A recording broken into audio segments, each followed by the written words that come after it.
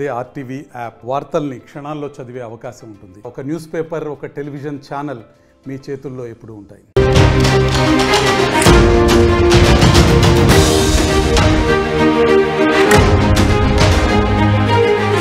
ఎన్నో big breaking news చూస్తున్నారు.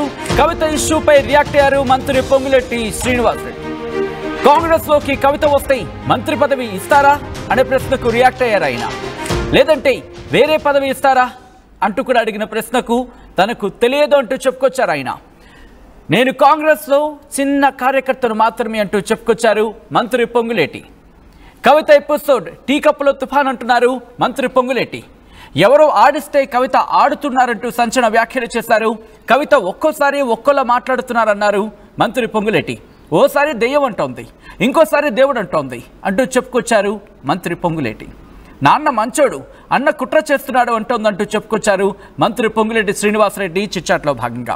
ఈ నేపథ్యంలో మంత్రి పొంగులేటి శ్రీనివాసరెడ్డి చేసిన వ్యాఖ్యలు, ఇన్ఫాక్ట్ ఆ చిట్చాట్ ప్రస్తుతం సంచలనంగా మారింది.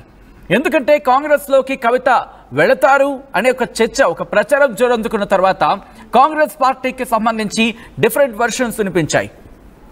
కానీ మంత్రి పొంగులేటి శ్రీనివాసరెడ్డి మాత్రం కాంగ్రెస్లోకి కవిత వస్తే మంత్రి పదవి ఇస్తారా లేదంటే వేరే పదవి ఇస్తారన్న ప్రశ్నకు తనకు తెలియదు అన్నారు తప్ప అసలు కాంగ్రెస్లోకి కవిత వచ్చే అంశం కావచ్చు, లేకపోతే రావచ్చనే అంశం కావచ్చు ఎక్కడ ప్రస్తావించలేదు, ఖండించలేదు. ఇది ప్రస్తుతం చర్చ జరుగుతోంది. ఇంతకీ ఏం మాట్లాడారు, ఇంకా ఎటువంటి అంశాలను ఆయన చిట్చాట్లో భాగంగా మాట్లాడడం జరిగింది తెలుసుకునే ప్రయత్నం చేద్దాం. మా ప్రతినిధి మధు అప్డేట్స్ అందించేందుకు సిద్ధంగా ఉన్నారు. Madhu, interesting development. ఇక్కడ మంత్రి పొంగులేటి ఖమ్మానికి సంబంధించి మాట్లాడుకున్న సందర్భంలో ఖమ్మం నుంచి ఒక్క సీట్ అంటే ఒక్కటి కూడా ఇటు టచ్ చేయనివ్వను, అసెంబ్లీలో అడుగుపెట్టనివ్వను బీఆర్ఎస్ నుంచి అని చెప్పి కంకణ కట్టుకున్న ఆయన తన మాటను నిలబెట్టుకున్నారని చెప్పుకోవాలి. ఆ పక్షంలో అటువంటి పొంగులేటి శ్రీనివాసరెడ్డి తన ఒక చిన్న కార్యకర్తను చెప్పడం, దాంతోపాటు కవిత విషయానికి వచ్చే సందర్భంలో ఎక్కడ కూడా పార్టీ మారే అంశానికి సంబంధించి ఖండించలేదు, పైగా తనకు తెలియదు అంటున్నారు. ఎలా చూడాలి? ఎగ్జాక్ట్లీ ఇందిరమ్మ ఇళ్ల గురించి మొదట ఆయన చిట్చాట్లో భాగంగా స్టార్ట్ చేశారు. దానికి సంబంధించిన కార్యాచరణ ఎట్లా ఉంటుంది ఏంటి అనేటువంటిది ఆయన చెప్పారు. ఎందుకంటే శాఖ మంత్రి దాంతోపాటు రెవెన్యూ డిపార్ట్మెంట్కి సంబంధించిన అంశాలను ప్రస్తావించారు. ఎలాంటి మార్పులు చేర్పులు వచ్చాయి, ధరణిపోయి భూభారత్ వచ్చిన తర్వాత ఎలాంటి సిచ్యువేషన్ ఏంది, ఎలాంటి ఈజియెస్ట్గా చేయబోతా ఉన్నాం, ఏమేమి రెవల్యూషన్ చేశామనేటువంటి చెప్తూనే కవిత గురించి కూడా మాట్లాడారు పొంగులేటి శ్రీనివాసరెడ్డి. కవిత అంశాన్ని ప్రస్తావిస్తూ కవిత ఎపిసోడ్ అంతా కూడా టీ కప్పులో తుఫాన్ లాంటిదే, వాళ్ళు ఒకటే, వాళ్ళంతా ఒకటే అంటూ చెప్తూనే, కాకపోతే కవిత కాంగ్రెస్లోకి వస్తుందనేటువంటి వార్తా కథనాలు వస్తున్నాయి కదా, కాంగ్రెస్ నాయకులను సంప్రదిస్తున్నారు అంటూ మాట్లాడినటువంటి మాటలపైన కూడా పొంగులేటి రెస్పాండ్ అయ్యారు. కవిత కాంగ్రెస్ పార్టీలోకి వస్తే ఆమెకు ఏ పోర్ట్ఫోలియో ఇస్తారు, మంత్రి పదవిలో ఎక్కడ ఏ శాఖ కేటాయిస్తారు అనేటువంటిది నాకు తెలీదు, నేను మామూలు చిన్న కార్యకర్తనంటూ మాట్లాడుతూనే కవిత చేసినటువంటి వ్యాఖ్యలను రిపీట్ చేసే ప్రయత్నం చేస్తారు పొంగులేటి. కవిత ఒకసారి కేసీఆర్ని దేవుడు అంటున్నారు, ఆయన చుట్టూ దయ్యాలు ఉన్నాయి అంటున్నారు, కుట్ర జరుగుతుంది, కోవట్టులు ఉన్నారు, అన్న మంచోడు కాదు, బావ మంచోడు కాదు, నేను మంచిదాన్ని, నా పార్టీ మంచిది, ఇలా స్టేట్మెంట్లు చేస్తూ ఉన్నారు. ఒక కన్ఫ్యూజన్ గురి చేస్తూ ఉన్న, ఒక క్లారిటీగా మాట్లాడలేకపోతున్నారు కవిత అంటూ మాట్లాడే ప్రయత్నం చేశారు. దాంతోపాటు కాళేశ్వరం కమిషన్ పైన కూడా ఆయన రెస్పాండ్ అయ్యారు. తర్వాత ఆయన పైన నమోదైనటువంటి ఈడీ కేసు పైన కూడా పొంగులేటి మొదటిసారి ఆర్టీవీ అడిగినటువంటి క్వశ్చన్స్కి రెస్పాండ్ అయ్యారు. సో మొత్తానికి పొంగులేటి శ్రీనివాసరెడ్డి ఇటు Kavitha episode, ED, Kaleshwaram commission వీటన్నిటిపైన రెస్పాండ్ అయ్యారు. మాట్లాడుతూ ఆయన కాళేశ్వరం కూలనే ఘటనలో ఎల్ఎన్టీని ముద్దాయిగా చేసిందే బీఆర్ఎస్, సో ఈరోజు అదే ఎల్ఎన్టీ ఇచ్చినటువంటి లేఖను పట్టుకొని క్లీన్ చిట్ పొందుతున్నామనేటువంటి స్టేట్మెంట్ చేస్తూ ఉన్నారు. ఎల్ఎన్టీ ఇచ్చిన లేఖ క్లీన్ చిట్ అవుతుందా, వాళ్ళకి ఎలా అధికారం కోల్పోయినా ఇంకా వారు మారట్లేదు అనేటువంటి ఒక ఘాటైన వ్యాఖ్యలు చేశారు. మాట్లాడుతున్న సందర్భంలోనే రేపు కమిషన్కు హాజరు కావాలి, ఇది కక్షపూరితంగా కాదు, ఇది అనేక సుదీర్ఘ విచారణ తర్వాత ఈరోజు కేసీఆర్ని పిలుస్తూ ఉన్నారు, తప్పేముంది, కేసీఆర్ శిశుపాలుడు లాగా 100 తప్పు చేశారు, ఒక్క తప్పు చేయలేదంటూ కూడా ఒక సెన్సేషన్ కామెంట్ కూడా పొంగులేటి శ్రీనివాసరెడ్డి చేశారు. వీటన్నిటి నేపథ్యంలో మాట్లాడుతున్న సందర్భంలోనే ఈడీ కేసు గురించి ఆర్టీవీ ప్రశ్నించింది. పదే కేటీఆర్ పొంగులేటికి సంబంధించినటువంటి ఈడీ కేసు గురించి ప్రస్తావిస్తున్నారు, దాని గురించి మీ సమాధానం ఏంటి అనే దానికి ఆయన ఆన్సర్ ఇచ్చు, ఎగ్జాక్ట్లీ ఈడీ రైడ్ జరిగిన మాట వాస్తవమే, కానీ నా పైన, నా ఇంటి పైన జరగలేదు, నా కూతురు ఉంటున్నటువంటి నివాసం పైన ఈడీ రైడ్స్ జరిగాయి, అక్కడ ఆ సమాధానం కావాలంటే నన్ను కాదు ఈడీ అధికారులనే అడిగి తెలుసుకోమని కేటీఆర్ని నన్ను ఎందుకు అడుగుతా ఉన్నాడంటూ స్టేట్మెంట్ చేస్తూ కౌంటింగ్ మిషన్ లోపలికి వెళ్ళాయి, కట్టల డబ్బులు దొరికాయి, గుట్టల డబ్బులు దొరికాయి అనేటువంటి ప్రచారం చేస్తూ ఉన్నారు. అమాసా పుణ్యానికి ఒకసారి ఇలాగే కేటీఆర్ పదే చెప్తా ఉన్నారు, ఇది కరెక్ట్ కాదు, కావాలంటే ఢిల్లీలో ఉన్నటువంటి వాళ్ళతో కనుక్కోవాలి వారి మిత్రులతో అనేటువంటి స్టేట్మెంట్ చేశారు. సో కవిత ఎపిసోడ్ అంశంలో కూడా ఆయన ఘాటుగానే రియాక్ట్ అయ్యారు. ఇది టీ కప్పులో తుఫాన్ అంటూ మొదట ప్రారంభించారు. తర్వాత మాత్రం ఏ పోర్ట్ఫోలియో ఇస్తారు, ఆమెకు ఎక్కడ ఎప్పుడు మంత్రివర్గంలోకి తీసుకుంటారు అనేటువంటి అంశం నాకు తెలియదు. నేను మామూలు కార్యకర్తను, చిన్న కార్యకర్తను, నేను పార్టీలో నెంబర్ 2 కాదు, నేను కార్యకర్తను. పార్టీలో వచ్చే అంశానికి సంబంధించిన క్లారిటీ ఇస్తున్నారా మంత్రి పొంగులేటి శ్రీనివాసరెడ్డి?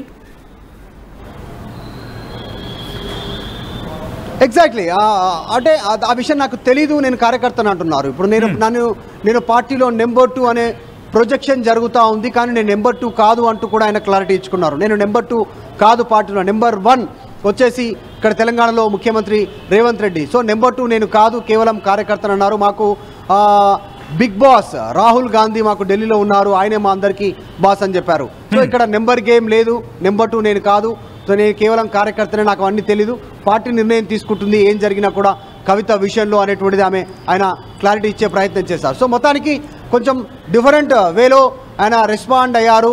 ఈరోజు మా మంత్రి పొంగులేటి శ్రీనివాసరెడ్డి చాలా రోజుల తర్వాత, ఆయన పైన ఈడీ రైట్స్ జరిగిన తర్వాత మొదటిసారి మీడియా ముందు రెస్పాండ్ అయ్యారు ఆ అంశానికి సంబంధించి. సో ఈడీ రైట్స్ జరిగిన మాట వాస్తవమే, కేసు ఫైల్ అయిన మాట కూడా వాస్తవమే, కానీ నా పైన కాదు, నా కూతురు పైన అట్లా అని చెప్పి నాకు బాధ్యత లేదు అనను.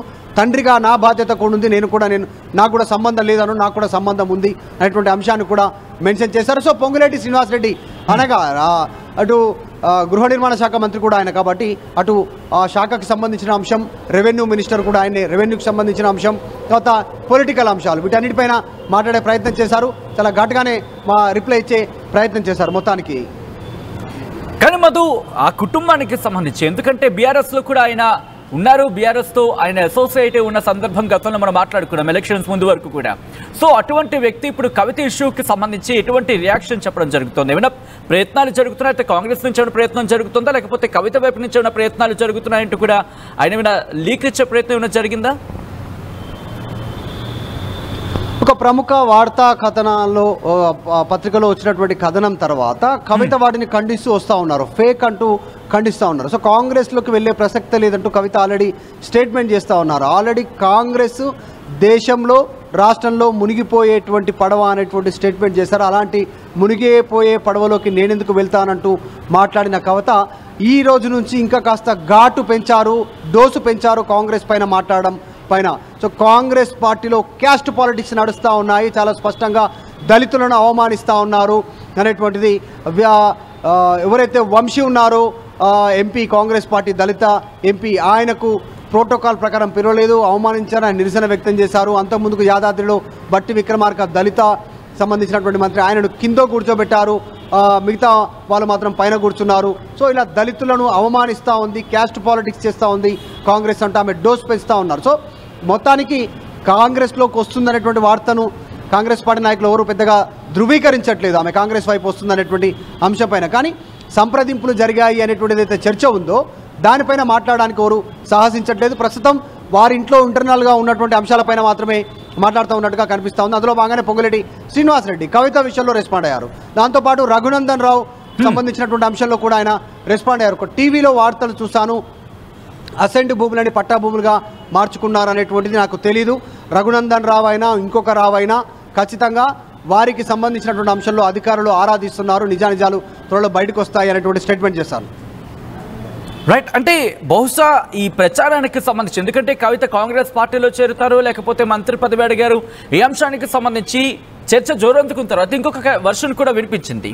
అదేమని, అటు అధిష్టానం ఓకే, కానీ బట్ స్థానిక నాయకులు కావచ్చు, లేకపోతే తెలంగాణకు సంబంధించిన కీలక నేతలు కావచ్చు, ఈ పరిస్థితుల్లో కవితను కాంగ్రెస్లోకి ఆహ్వానిస్తే పార్టీకి ఇబ్బంది అయ్యే అవకాశం ఉంటుంది అనే చర్చ జరిగిన నేపథ్యంలో ఇదే ప్రశ్నకు ఆయన ఏమైనా సమాధానం ఇచ్చే ప్రయత్నం చేశారా? ఎస్, లోకల్ పార్టీ నాయకులే కాస్త వద్దన్నారు, లేకపోతే స్థానిక నాయకులే వద్దన్నారు, ఇక్కడ కీలక నేతలే వద్దన్నారు, ఇలాంటి చర్చ ఏమైనా ఆయన ఇన్ఫాక్ట్ ఇటువంటి చర్చ ఏమైనా జరిగిందా? ఇటువంటి మాటలు ఏమైనా, ఇటువంటి వ్యాఖ్యలు ఏమైనా ఆయన చేస్తున్న పరిస్థితి ఉందా? యాక్చువల్గా కాంగ్రెస్ పార్టీ కల్చర్ చాలా డిఫరెంట్. మనం చూసాము కాంగ్రెస్ పార్టీని తూలనాడినటువంటి వాళ్ళు, తీవ్రమైనటువంటి వ్యాఖ్యలు చేసినటువంటి వాళ్ళే ఈరోజు కాంగ్రెస్ పార్టీలో కీలక పొజిషన్లో ఉన్నటువంటి పరిస్థితి కొనసాగుతుంది. కేవలం తెలంగాణలోనే కాదు, దేశవ్యాప్తంగా కూడా. సో అలాంటి పరిస్థితి కాంగ్రెస్లో ఉంది. సో కాంగ్రెస్ పైన కవిత చేస్తున్నటువంటి విమర్శల పైన కూడా కాస్త భిన్న అభిప్రాయాలు ఉన్నాయి క్షేత్రస్థాయిలో. గతంలో రేపు జాయిన్ అవుతాను కాంగ్రెస్ పార్టీలో అనుకున్నటువంటి నాయకులు దేశవ్యాప్తంగా కూడా ఈ రోజు వరకు, గంట ముందు వరకు కూడా తీవ్రమైనటువంటి పదజాలంతో కాంగ్రెస్ పార్టీ పైన మాటలు మాట్లాడినటువంటి సందర్భాలు ఉన్నాయి. గంట తర్వాత కాంగ్రెస్ పార్టీ కండువా కప్పుకొని పదవులు తీసుకున్నటువంటి సిచ్యువేషన్ ఉంది. తర్వాత మంత్రులైనటువంటి సిచ్యువేషన్ ఉంది, కేంద్ర మంత్రులైనటువంటి పరిస్థితి, ముఖ్యమంత్రులైనటువంటి పరిస్థితులు కూడా ఉన్నాయి కాంగ్రెస్ పార్టీలో. ఇదంతా సర్వసాధారణం. సో కవిత ఇష్యూ పైన మాట్లాడడానికి పెద్దగా ఎవరు ఇష్టపడట్లేదు, కానీ క్షేత్రస్థాయిలో క్యాడర్ ఈ రకంగా చర్చించుకుంటున్నారు. అసలైనటువంటి కాంగ్రెస్ వాదులకు పదవులు దక్కలేదు, కానీ బయట నుంచి వచ్చిన వాళ్ళకి అన్ని రకాలుగా దక్కాయి. కల్చర్ కాంగ్రెస్లో ఉంది.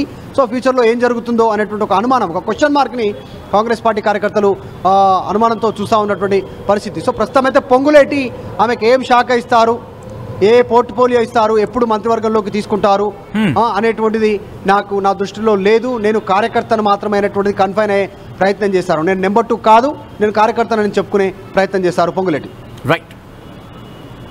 రైట్ మధు, మొత్తంగా అయితే మాత్రం కవిత ఇష్యూపై మంత్రి పొంగులేటి శ్రీనివాసరెడ్డి సంచలన వ్యాఖ్యలు చేశారు. కాంగ్రెస్లోకి కవిత వస్తే మంత్రి పదవి ఇస్తారా, లేదంటే వేరే పదవి ఇస్తారా అనే ప్రశ్నకు సింపుల్గా తనకు తెలియదంటూ కూడా చెప్పుకొచ్చారు. ఆయన తాను కాంగ్రెస్లో చిన్న కార్యకర్తలు అంటూ చెప్పుకొచ్చారు. కవిత ఎపిసోడ్ టీ కప్పులో తుఫాన్ అంటున్నారు మంత్రి పొంగులేటి. ఎవరో ఆడిస్తే కవిత ఆడుతున్నారంటూ సంచలన వ్యాఖ్యలు చేశారు ఆయన.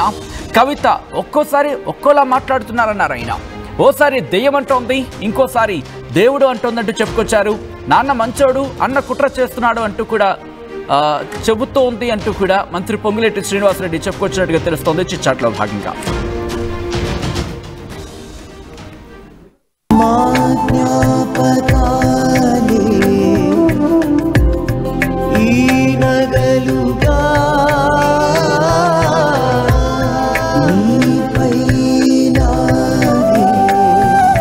అమ్మాయి గౌరవాన్ని అమ్మలా కాపాడుతుంది గోకులం సిగ్నేచర్ జ్యువెల్స్.